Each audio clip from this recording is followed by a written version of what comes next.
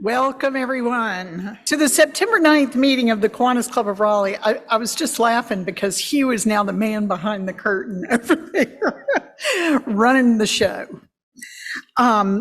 Let's start by reciting our defining statement. Kiwanis is a global organization of volunteers dedicated to improving the world one child and one community at a time. We'll say our pledge. I pledge allegiance to the flag of the United States of America and to the republic for which it stands, one nation, under God, indivisible, with liberty and justice for all. Dick Heidegard has our prayer today.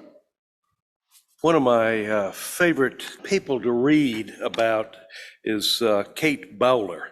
Kate Bowler is a PhD teacher at Duke Divinity School, also teaches history of American religious history at Duke. Great thinker.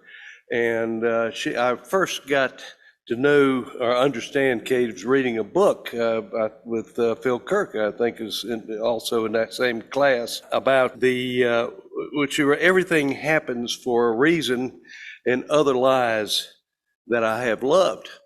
And it was about when she was diagnosed at age 35 with stage 4 cancer and how to deal with people and everything. And just a few minutes ago, I was talking about, and in any event, Kate, get to my point here, but Kate would send out blessings weekly, just talking about when am I going to quit practicing law? We're just talking about, and amazing, this is the prayer that I have here. A blessing that she sent out from Kate Bowler. A blessing for the courage to try and the wisdom to know when to stop. Let's pray.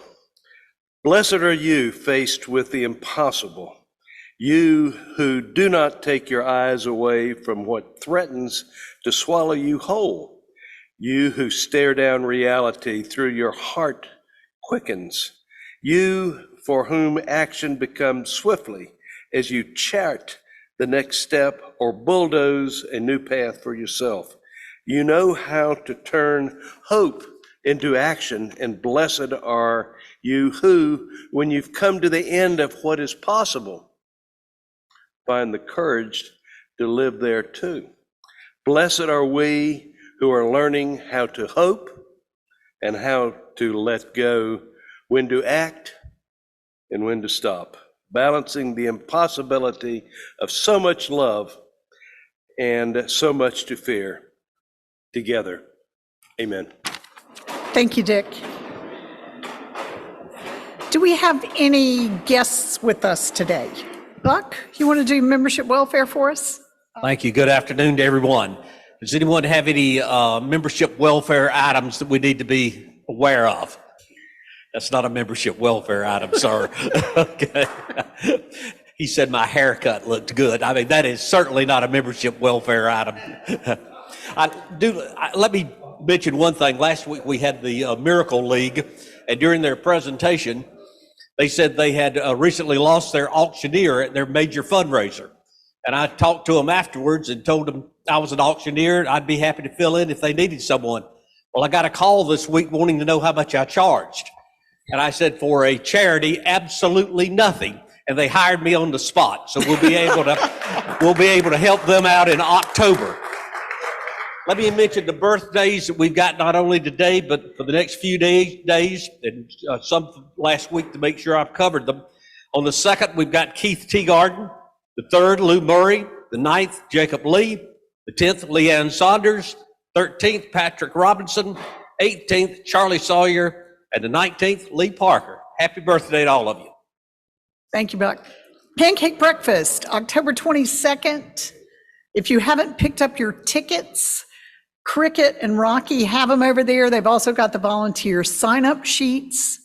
And I think Bill Whitley would like to say a little bit about the raffle. Thank you, Sandra. I want to say a special thanks to Charlie Wheelis. Charlie Wheelis, you may remember in past years, has graciously offered to do pet portraits for pets as part of our fundraiser for the Pancake Breakfast, and he has graciously offered to do 5 this year. Last time he did 5, they sold out. They sold out pretty quickly. He's making it available to club members. So let Charlie know or let me know if you would like to have a pet portrait. They are $200. They are wonderful as really gifts. They're wonderful. Charlie just needs to have a photo of the pet or photos of the pet to be able to go by. So act quickly, and 100% of those proceeds go right to our Pancake Breakfast. Also, Phil Kirk has offered, as a part of our raffle as well, 4 folks to go to the University Club at North Carolina State. Now, there's an optional part of that, as I understand it. The optional part of it is Phil can come with you, or Phil cannot come with you as the winner. And it's the same price either way.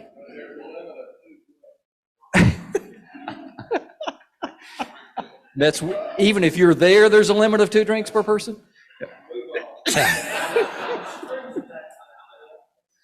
I bring those examples up as to say thank you to both of you, but also to ask, as we are now just a month away from our Pancake Breakfast, if you have something you would like to make available in the raffle, maybe you're a season ticket holder to the Hurricanes or one of the college teams and you can't go to all the games.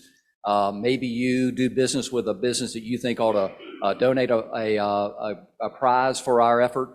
Just let me know, let Cricket know, let Leslie Lombard know, or let Hugh Grice know, and we'll make sure and leverage those into lots of raffle ticket sales. Thank you. As we move into this year's 2022 service leadership programs, I'm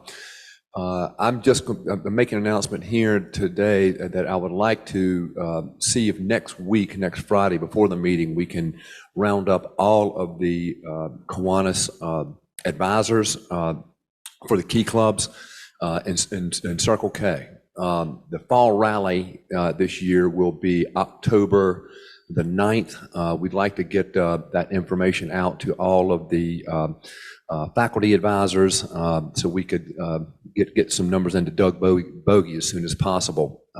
But next Friday, we will meet here about 15 minutes before the meeting. If you can make it, be expecting an email from me. All Kiwanis advisors for the service leadership program. Thank you, Lee. Any other announcements? Chris? Hey, everybody. Change the Future. This is the last month of Change the Future. It's our club's fundraiser for the foundation, so we go on an October 1 to September 30 basis. First 8 years, we averaged about between $3,700 to $3,800 a year in contributions to Change the Future. Starting September 1st, we were only at about $1,800. So we have a ways to go. If you have had a birthday in the last 11 months, which most of you have, and have not made a contribution to Change the Future and would like to do so, please make a check between now and the end of September to the Raleigh Kiwanis Foundation, Inc. Put it in that glass jar. 100% of all donations go to the Triangle Securities investment account to grow the foundation. And so we would appreciate it if you would. We're very close to 32,000 since the start of the campaign. Let's close strong in September. Thank you.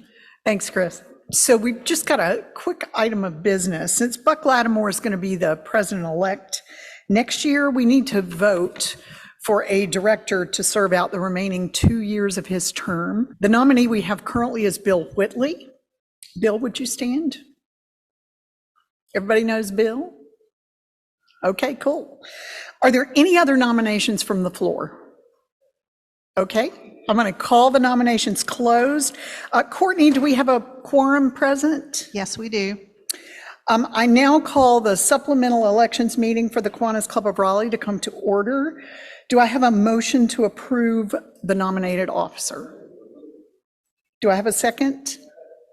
I have a lot of seconds. All in favor, say aye. Aye. Any opposed?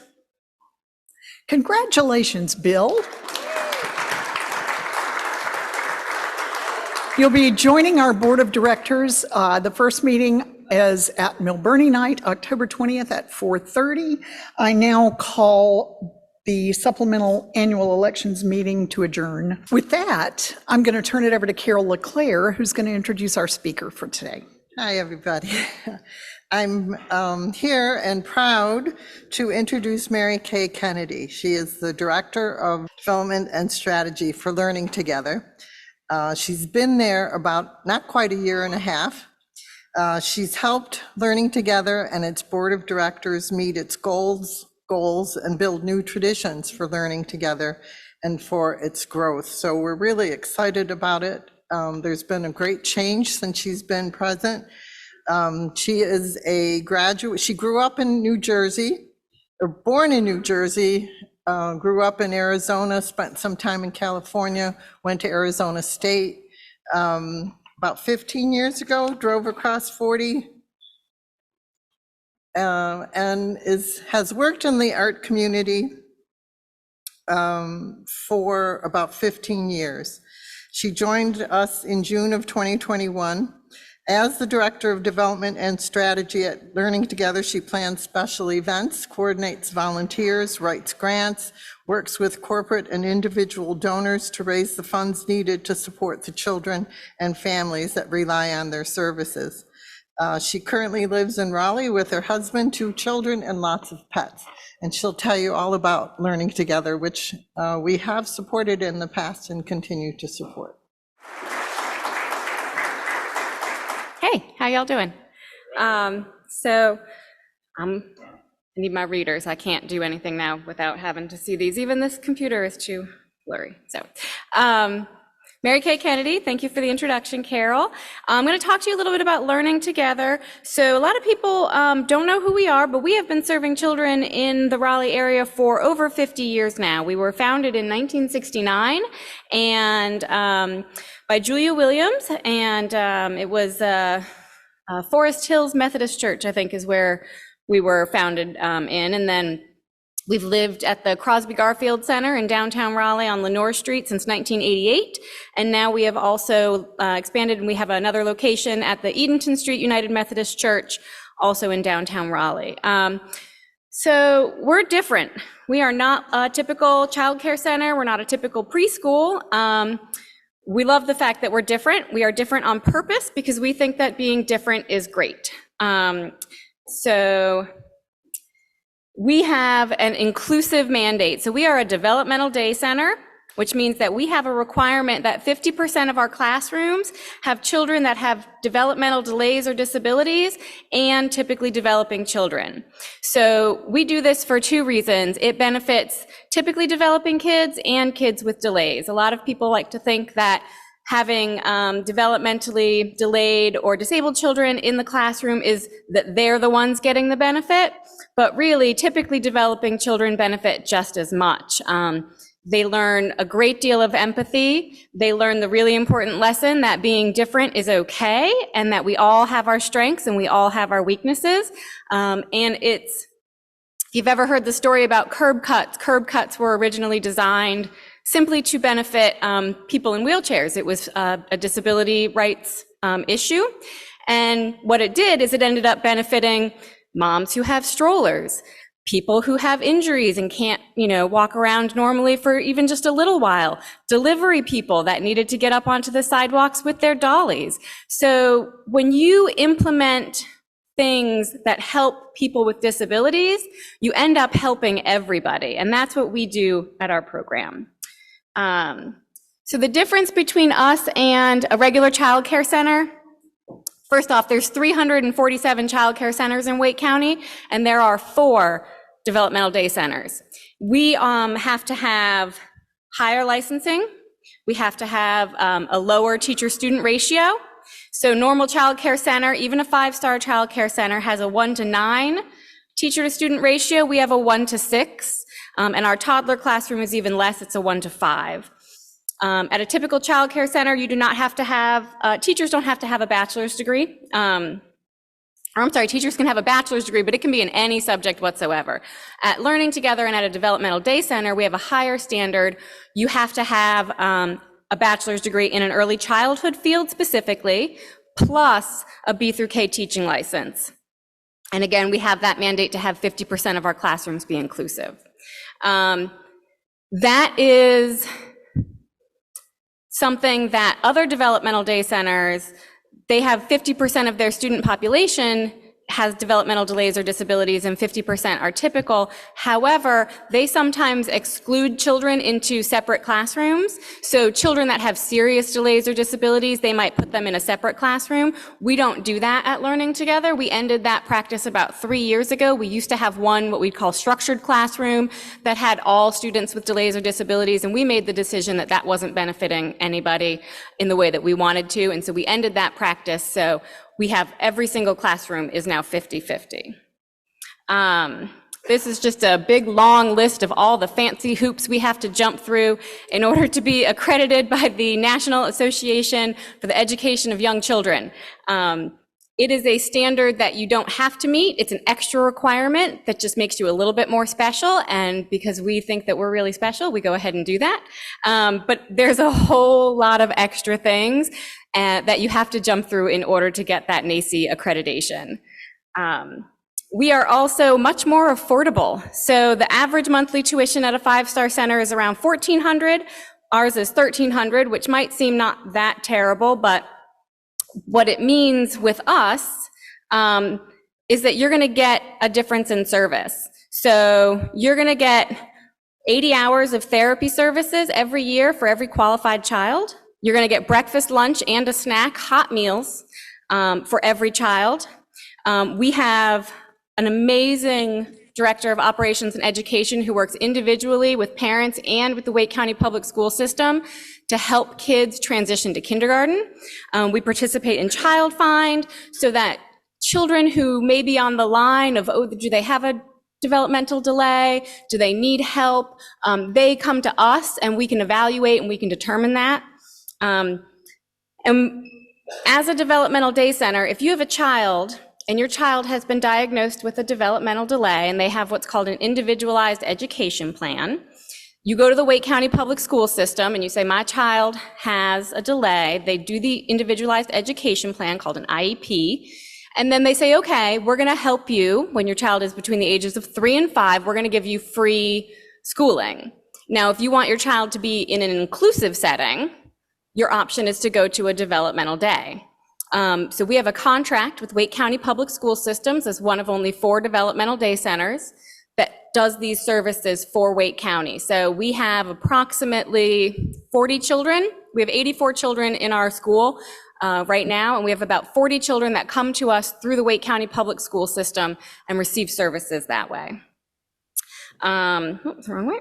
So this is just a little bit of breakdown. Like I said, that $100 difference doesn't seem like a lot between what we charge and what your typical child care center charges. But when you break down the fact that we're paying our teachers higher wages, which if any of you have been following the news right now, you know that there is a teacher shortage in education from preschool all the way up through high school. And one of the reasons is teacher pay. So we made a commitment to pay our teachers a living wage. Same thing with our teachers' aides. We also provide benefits for our staff. So only about 48% of child care centers in North Carolina provide benefits. We provide 100% coverage of health insurance for our employees. And because we do that, we do not have a problem with teacher shortages. We have actually hired new teachers during the pandemic. Over the last couple of years, we have added a classroom because we have just seen the demand grow. And we have not lost teachers. We have not had teachers resign, as you may have heard the stories, to go take a job working at Walmart or somewhere else that's going to pay them better. And their job would be a lot easier because, trust me, it is not easy to teach a classroom full of young kids. And then we spend a lot of time one-on-one with parents, helping them navigate the very complicated systems of education and other resources. So we have children who are in the foster care system. We have children who have experienced homelessness. And so finding resources for those families is sort of an extra step above and beyond that we do to make sure that those children are taken care of, not only when they're at our school, but when they go home as well. We also accept the child care subsidy vouchers from the NC Department of Health and Human Services. This is another way that we make sure that anybody that needs access to our care can get it. And so just so you know for that there's about 1,200 children currently in Wake County on a wait list for child care subsidies, which means that there's not enough to go around. So we offer scholarships to cover that difference. Sometimes families can be on that wait list for a year before they get qualified. And that is, if you're a two-parent household with one child, if you make more than $35,000 a year, you're not even going to qualify for subsidy, which is kind of ridiculous, especially in Wake County. And if you make $34,000 a year, you'll qualify for subsidy, but you might have to go in that 1,200 family wait list, and it might take more than a year before you get it. So we offer scholarships to help families during that transition time. And this is a general breakdown of our income. About 20% of our reimbursement comes from Wake County Public Schools. About 25% comes from the child care subsidies. 30% is just people who are enrolling their typically developing children and they private pay tuition. And then about 25% comes in through charitable contributions. So that means special events that we put on, fundraisers, the rock, paper, scissors competition, which probably Carol has talked to you about before, some of you may be aware of, as well as grants that we write for private foundations and then individual gifts. And that's pretty much it about us. So we have 84 children right now, ages 18 months to 5 years. They're currently finishing up their last day of the second week of school. We have children, their primary diagnosis for the children who are delayed or have a disability is we have children with Down syndrome, children with autism. We have children that have gross and fine motor skill delays, and then we have children with speech delays. And some of those children will overcome those delays. Some of them are environmental, meaning that the either, they just didn't get enough tummy time or activity and things like that when they were younger, and so they have sort of maybe some mobility issues or mobility delays. Some of them might have some learning disabilities where if they learn different ways to learn, they can overcome those, or if they're taught differently, they can overcome those. So what we try to do is take those children and make sure that they can go into kindergarten on what's called the standard course of study. And what that means is that they're going to go into the general education setting, not into the special education setting. The special education setting has some issues, and we would like our children to go into the general education setting, because children that go into the general education setting are, I think it's 70% more likely to graduate with an actual diploma rather than an alternative certificate. And it just sets them up for much greater successes in the future. We also make sure that we have a really diverse student population, both in their socioeconomic status. So that's why we do the private pay and the tuition, private pay and the tuition subsidies. We also want to make sure that we have that diversity in ability. So we have children who are typically developing and children who are delayed. And we also want to make sure that we have racial diversity in our schools as well. So about 60% of our student population identify as Black or Hispanic or non-white. And then about 45% or about 40% identify as white. And that's important too, because a lot of times racial biases and disability biases are very much intermixed. So a lot of times children of color will often be labeled as having a disability or a delay, and then they'll be shunted off into the special education system. And it's not necessarily that they need to be there, it's just that they haven't been given those opportunities to overcome it. And so that's what we do at Learning Together, is we really start in preschool, is getting them to overcome that stigma, whatever's associated with it. Same thing, children with disabilities can often seem like they have behavioral issues, and then again, they get punished. You might not believe this, but people actually suspend preschoolers for their behavior, which is ridiculous because they're preschoolers and every preschooler will act out. It's a natural thing. But children with disabilities and children of color typically tend to get suspended or expelled at a higher rate than typically developing white children. And so that's something that we take into consideration at Learning Together. We don't suspend any children. If a child is having a hard time, then a child is having a hard time. They're not being mean, they're not acting out, they need help, not exclusion. So we don't do any exclusionary discipline practices at Learning Together.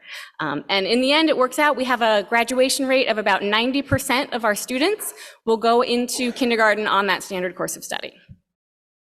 So, any questions? Yes. Oh, yeah, those are great questions. So a single mom with 2 kids, 1 typical, not typical. So for the Department of Health and Human Services subsidy voucher, they don't take into consideration whether or not you have a disability or a delay as to whether or not that's going to affect the voucher. It is solely based on income level. So it all depends. If you have a single mom who, is working at Red Hat and bringing in 80,000, then she's going to be just fine. If you have a single mom who is working at Walmart and who's not bringing in 80,000, I believe it's it's less than that. I think it's $22,000 for a single mom with 2 kids is the income level where she would qualify for a subsidy. But if she made $23,000, she no longer qualifies. It is ridiculously low, especially for Wake County, the subsidy income cutoff limits. We are currently limited to 84 students because of a space issue, because we have to maintain part of our licensing requirements means that they look at the square footage of our classrooms, and that determines how many children we can have in each classroom. And so right now, 84 is our limit. We have 6 classrooms. We have 1 toddler classroom, which is the 18 months to 2.5. And then we have 5 classrooms for the older children. And they're broken down by different age groups. And that's just as many as we can have in the space. We would have had more because we were supposed to have 2 locations. Unfortunately, our original location at the Crosby Garfield building has been closed since June 26th. There was a gas leak and a boiler room explosion and a fire, and the building's shut down. And so they are repairing the building now. We're hoping to hear back, but we probably won't be able to open up again in that location until the 23-24 school year. And when that happens, we'll be able to bring in an additional 80 children into that space. And we do have a wait list, so we know there is a need. That's one of the reasons that we expanded in the first place, is because we had a wait list, and we knew. So we currently have about 40 families that are on our wait list. You mentioned disabilities, and then you say the word delay a lot. Yeah. What can you define what delayed? Sure, certainly. So a delay means when your children are supposed to meet certain developmental milestones by certain ages. So you sit up at 6 months, you crawl between 6 and 9 months, you start walking between 9 months and 15 months. And so they consider it delayed if you go, you start talking around 18 months, saying actual sentences, or using actual words. Not just babbling. And so when you go to their pediatrician and they'll test your child at these different markers, and if your child is not meeting those markers at those points, they'll consider them delayed. And so like I said, sometimes those delays are environmental. They're not sitting up simply because they've got parents who, both work, or maybe they're, or have a single mother, and that single mother works 2 jobs and they don't get a whole lot of time for physical interaction. They haven't had any childcare before that. And so sometimes those delays can be overcome rather quickly. And sometimes those delays are based on, so a lot of the speech delays are based on neurological disorders and things like that take a lot of therapies in order to overcome. So we have occupational therapists, speech therapists, and physical therapists that come into our classrooms to work with the kids on a daily basis. I've got a question, then I've got a story to tell. The question is, on your waiting list, is that true for both the typical and the atypical? Yes. For both? Yep, both families. 30 years ago, my daughter was one of the typical students. The story goes, she had a child in her classroom who was blind, and that child taught all the other kids how to run around the room with blindfolds on without bumping into the furniture. Yep. And then the final story was she came on one day and said, "Mom, we went swimming today. How was it?" "Well, it was great, but Sarah couldn't get in the water because she had a leg problem, and the staff took her leg off, and then they couldn't get the leg back on." And she said, "Mom, are they going to take my leg off?" And Mom said, "I think you're okay." Yeah. But it's a great program. It is fun. The stories that we see between the children, we had a child who had some sensory issues. He was on the spectrum, and he, he had a chewing kind of thing. So he would chew to calm himself down. And so they make these special chewy things for kids that they can kind of like gnaw on. It helped calm him down. It helped him regulate his behavior. And it was really great. We did a Secret Santa, and it was really sweet to see one of the typically developing kids got paired up with this child. And he was like, we're going to go out and we're going to get him the best chewy that we can find. And it was just really sweet because he didn't think like, a lot of kids, my kids, I have one typical and one child on the spectrum. And my child on the spectrum, if you were to ask him about a present, he would immediately, for someone else, he would pick something that he was really interested in. It's just how his brain works. He's like, oh, they must want it. He loves birds. He'd be like, oh, we should get them, a bird watching book. And I'm like, well, not everybody likes that. But to see, and a lot of typically developing kids at that age will do that too. They're very self-centered at that age. And so they'll think only of themselves and what they like. But to see this little boy think of his friend and his special need and not be weirded out by it and not think that it was like strange that his friend needed something to chew on, but just thought, what, that makes my friend feel really good. It helps him, feel happier. So I'm going to get him that. It was really sweet. Yeah. First of all, thank you for your statement that it's okay to be different. That makes me feel a lot better. Oh, I noticed your socks earlier. I have to say those are fantastic socks. I thought this guy's going to get it. Second, my story is not as funny as John Ramsey's, but my first experience with Learning Together was 37 years ago. When I had the opportunity to be secretary of DHHS for the second time, and the director was Nell Barnes, and she called me in a panic and she said, one of your staff people have told Learning Together we have to move out of our building on the Dix campus by a certain day. And I said, well, let me check into it. And I checked into it, and they'd been given an order to move out. And I told the person who gave the order that he worked for me, and that there was no way that Learning Together was going to move out. So that was my first experience with Learning Together. Well, thank you so very much. Sometimes government does work. Sometimes it does. Probably. I have a quick question. So COVID, how are you all allowing volunteers back in, or what kind of opportunities do you have there? Yeah, certainly. For people like we shut it down during COVID, just for the safety of the kids. At that point, most of our kids were too young to be vaccinated.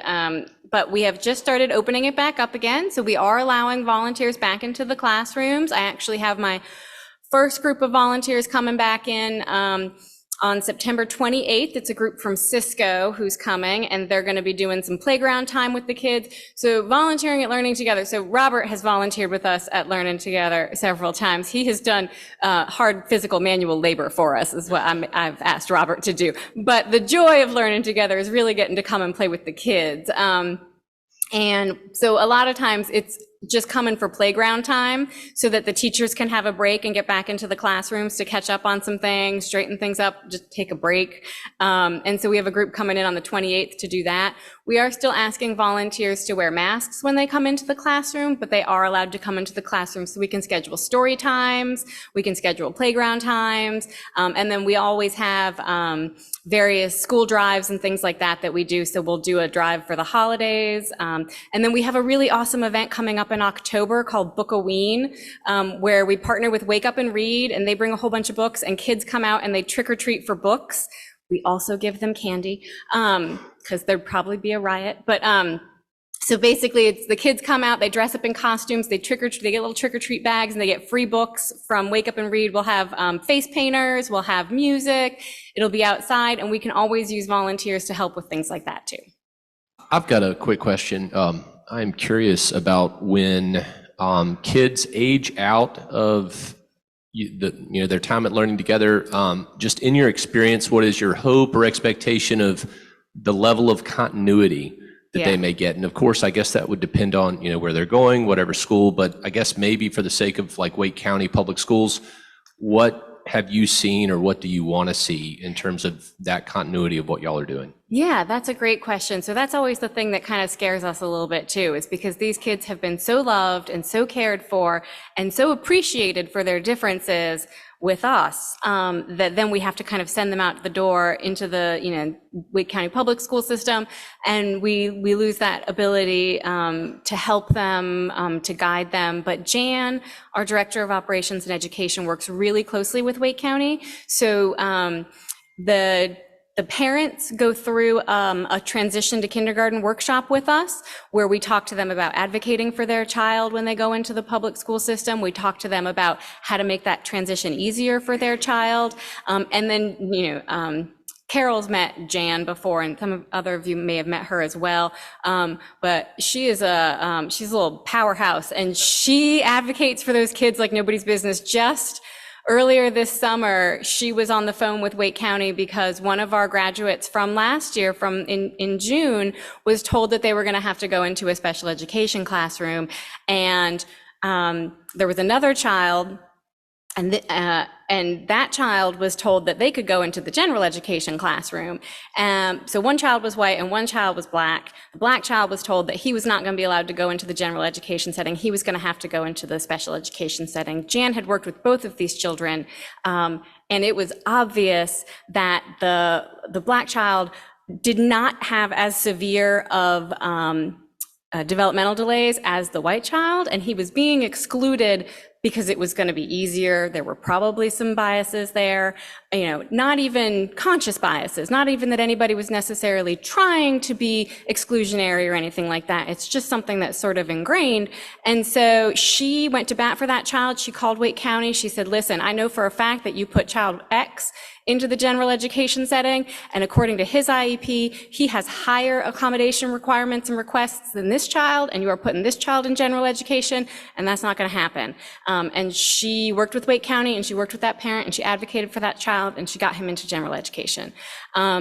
We also keep in really close contact with our parents. We have one parent whose child graduated the first year Jan started. So Jan has been with us for 15 years. This was the child, he was the very first class that graduated from Learning Together when Jan had started working with us. And his mom just posted a Facebook post. He's a D1 athlete at Elon now. He's on the football team there.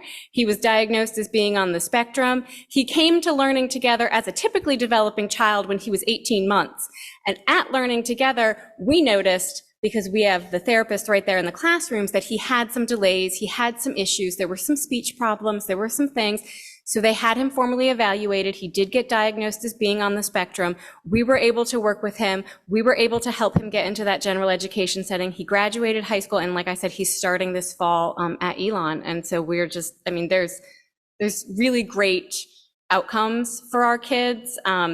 But it is really scary, because if you don't have somebody to help you navigate those systems and to advocate on your behalf, you can really easily sort of get bowled over and pushed over.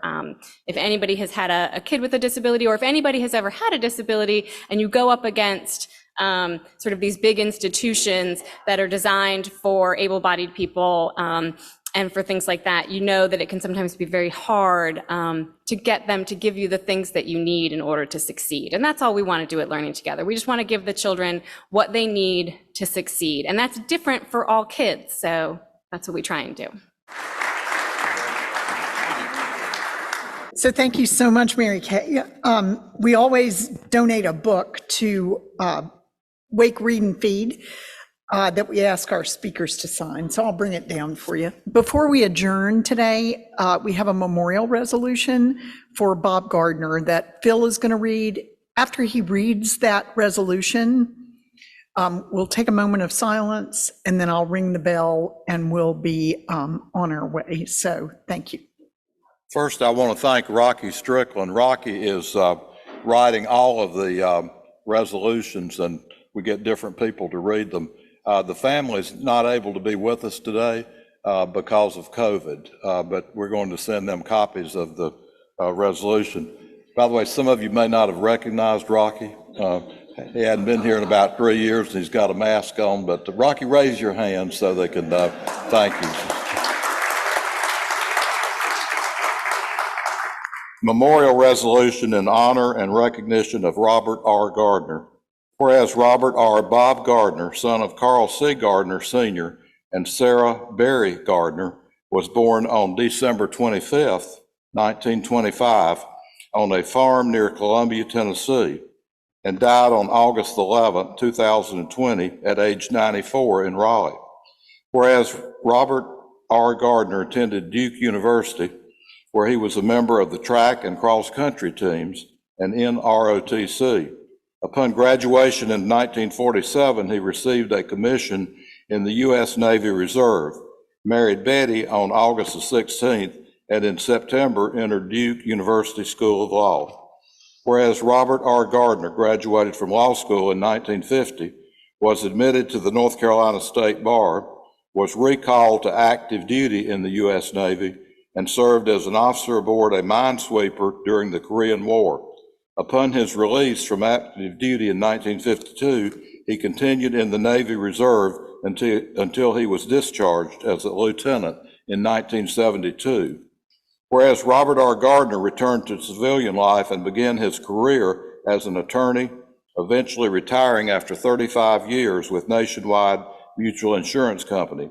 He was an active member of the North Carolina State Bar, the Wake County Bar Association, and the North Carolina Association of Defense Attorneys.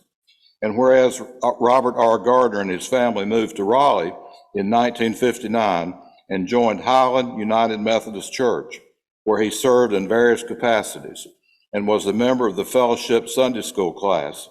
He served on the Board of Trustees for the United Way of Wake County and was active in the public schools his children attended, serving as president of the PTA at Francis Lacey Elementary School and Leroy Martin Middle School. He was appointed to the Raleigh Parks and Recreation Advisory Board and the Human Resources and Human Relations Advisory Commission. He was also a member of the Glenwood Citizens Advisory Council, served as chairman of the Raleigh Citizens Advisory Council, and served as chairman of his Democratic Precinct Committee, and served as president of the Nationwide Retirees Group in Raleigh. And whereas Robert R. Gardner was predeceased by Betty, daughter-in-law Eugenia Delamont, brother Carl Gardner and wife Clarice, brother Clinton Gardner and wife Ruth, sister Sarah Gardner Weatherly and husband Jim, and sister Mary Gardner Orr and husband Clyde. He is survived by his son Carl Gardner, daughter Shannon Schlosser and husband Fred, daughter Angela Gardner, daughter Ellen Gardner Schwartz, son Kevin Gardner and wife Cindy, and 11 grandchildren and their families. Whereas Robert R. Gardner joined the Kiwanis Club of Raleigh, North Carolina in 1967 and was an active, dependable, and valued member for many years, served in leadership positions, and received the C.A. Dillon Jr., George F. Hickson, and Carl B. Hyatt Fellowship Award. And whereas Robert R. Gardner was a loving family man who opened his heart and offered sound advice and counsel to his friends, to his children and grandchildren, and to the members of the Kiwanis Club of Raleigh, North Carolina, who recognize him as a suitable role model for any citizen who seeks to make a positive impression among his family and to leave his community a better place than he found it. And whereas the Kiwanis Club of Raleigh, North Carolina, desires to recognize, honor, and emulate the life of Robert R. Gardner and the quality of relationships that he built, therefore be it resolved that the Kiwanis Club of Raleigh, North Carolina, hereby memorializes the life of a loyal member, Robert R. Gardner, celebrates his career, and commends to all a life well lived and a demonstrated dedication to his family, to his friends, to his church, and to his community. And be it further resolved that a copy of this resolution be spread upon the minutes of the Kiwanis Club of Raleigh, North Carolina, and be it finally resolved that a copy of the resolution be provided to his children, Carl, Shannon, Angela, Ellen, and Kevin, to be shared by them with other members of the family as an expression of the affection and respect of the Kiwanis Club of Raleigh, North Carolina, for its member, Robert R. Gardner. And I move the approval of this resolution.